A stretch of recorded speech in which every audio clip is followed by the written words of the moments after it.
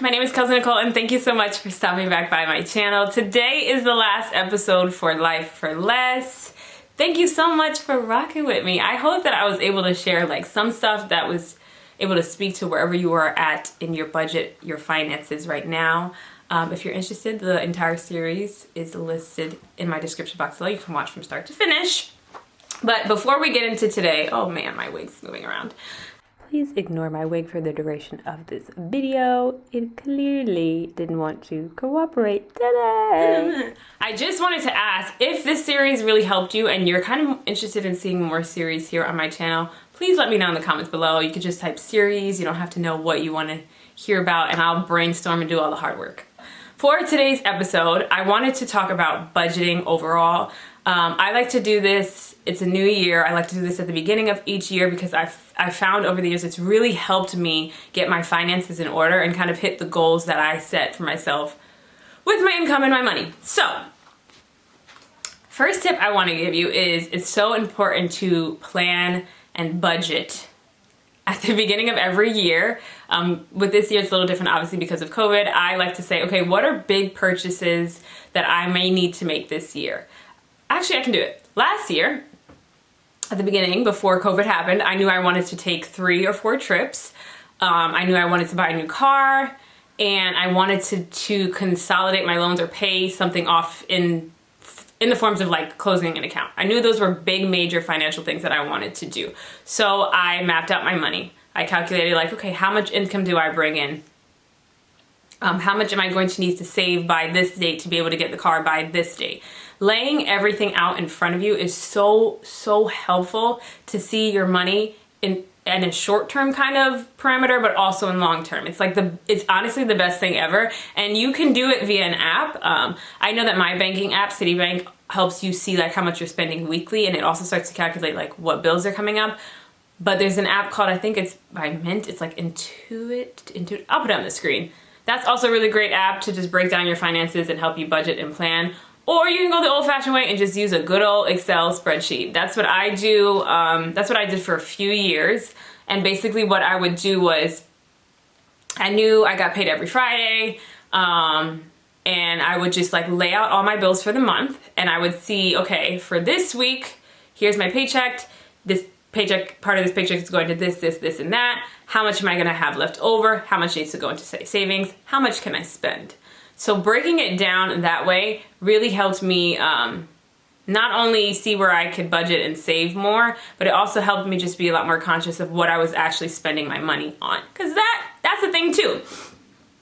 Leads me to like a sub point.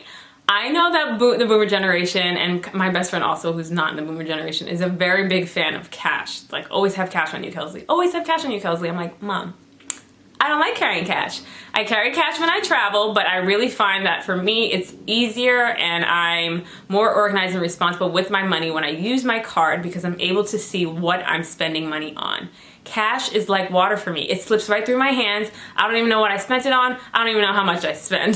So I recommend using a debit or a credit card and checking that like regularly. I check mine probably twice a week, just so that I'm on top of my finances. I know what I'm spending money on, and I'm able to then see like, okay, what can be cut out, what can I save, etc., etc.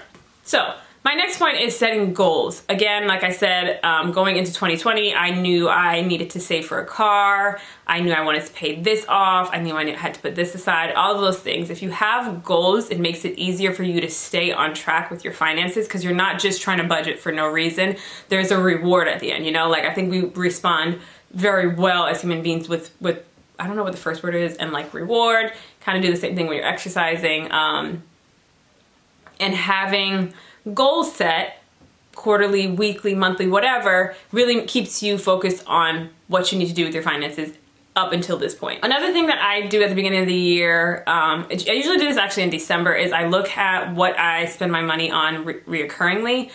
Food is a big one. I saw a post, it didn't have to do with food, I'll put it here on the screen. It was on Instagram, and basically it was like, how do you blow $10,000 in a year, spend $27 and whatever cents on miscellaneous things a day?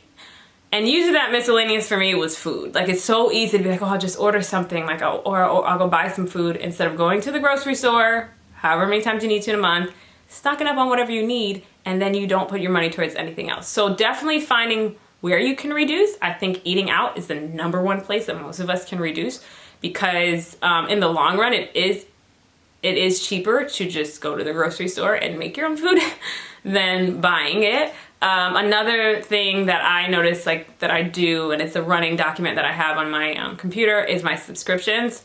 So iCloud subscription, my Peloton subscription, Netflix, Hulu, all of those things. Anything that is a monthly smaller payment that I don't really put in as bills because it's not big enough. Like, for me, a bill is anything over like $50, and usually it's something I don't want to pay for, but I have to. That's what I consider a bill. But my subscriptions are sometimes things that I want to pay for good reasons. Obviously, I use my Peloton app weekly, and Netflix is like everything. But it's good to just have them all there, because if you get into a financially tight spot or you're trying to save for something bigger, it's like, okay, can I just go without Netflix and Hulu for maybe 6 months or whatever? Or maybe I don't need all of them. Maybe I can pick one, the one that I use the most, and get rid of the other ones. Just reduce where you can if you are looking to save and hit an actual goal. And it's easier to do that with, I think, smaller things than my next point. Because like I said, some of the things, I know for a fact I watch Netflix more than Hulu. It's just a given for me. I find that Netflix is a binging platform, where Hulu, you can binge, but it has commercials, and that's kind of annoying, and I don't really like that. So for me, I could easily cut Hulu if I needed to, but I don't want to. It's all about just finding where you can reduce, where you can save. And again, going back to that Excel document, that helps me, because each week I would pull out a portion of money that's like not related to bills or anything. It's just like miscellaneous funds. And I could see, okay, I pulled out $50 this week, and it's already gone. So now I'm spending $50 a week. Do the math on how that's monthly and yearly. Not sure what it is. Can I reduce this by saying, okay, I'm not gonna pull out 50 this week. I'm gonna pull out 25 this week, 20 here, 40 this week. And I feel like the best way to kind of have wiggle room is with subscriptions and food. My next point is something that my mother taught me, because again, we like reward. We like to be satisfied in a sense. I don't want anyone to ever feel like they're like nickeling and diming everything, because that's frustrating, especially as a young person. I want to live my life. I want to live my best life. But it's good to have boundaries. And I know for me, this is a hard one. It's shopping. Now, rule number one of shopping, when it comes to shopping, for me, is the 24-hour rule.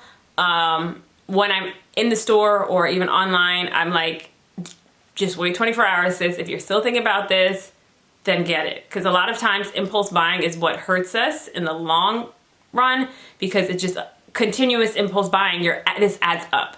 So I like to step away from it when I'm shopping. I like to say, can you make 3 outfits on the spot with this item? If you cannot, put it back.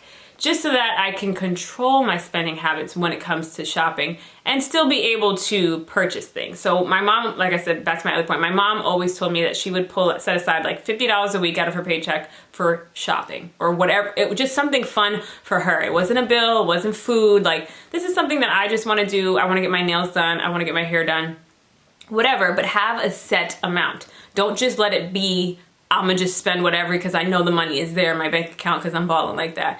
Like, have a set amount, and if you don't need the rest, quickly throw it into your savings. Like, that's become my new favorite thing. Like, I get a kick out of being like, oh my God, I paid all my bills, I bought this thing, throw the rest of it in savings. Like, I don't limit what I'm going to throw in my savings. And I would recommend the same thing for you if you obviously are at a financial place where you can do that. Don't limit it. Don't say, oh, I'll put $100 away a week or $100 a month. I'm literally like, if I'm not spending anything this week and I know I'm not going to, I'm putting all of this in my savings account, and I literally look at my savings account as a separate account that's locked and I cannot access. I tell people this all the time. If I have, I don't know, $10,000 in my savings account, but I have $10 in my checking account, I'm broke. I'm broke. That's it. There's no, oh, I could transfer that. No, I can't go out with y'all. I'm broke. I got $10 in my checking account. That's it. Because if you get into that habit where you're literally you're depositing money more than you are taking out, you will quickly see your savings grow. It's just a discipline, and it's a little difficult in the beginning, but I'm telling you, if you get into a habit of it, like breaking down, okay, yeah, I still have this money I can spend for myself, but the rest of this needs to go into savings, and I'm not gonna think twice about it. The last thing I wanted to talk about really quick when it comes to budgeting and saving is investing. I'm very, very new to this, guys. My brother actually introduced me to the fact that Cash App has like a stocks portion, and I'm kind of just playing around there and seeing. But definitely, I think it's something that more of us, especially like millennials, should look into. Our parents are very knowledgeable on this, so I would talk to your parents or the boomers. I know my uncle has a ton of information, but it's just important to invest when you can, because now you are finding, while you're budgeting and saving, your money's making money. It's like a thing that my uncle just talked about, like, I want my money to make money. You don't even have to do anything. It's just making its own money, but you want to do it wisely. I'm going to plug one of my friend, Courtney, her channel here. She has a ton of videos that make it very plain and simple for us young folks about investing and getting into investing. It's definitely something that I think will help you. And also, as you budget, like you see, okay, I'm making a little bit more here, so I have a little bit more playroom here.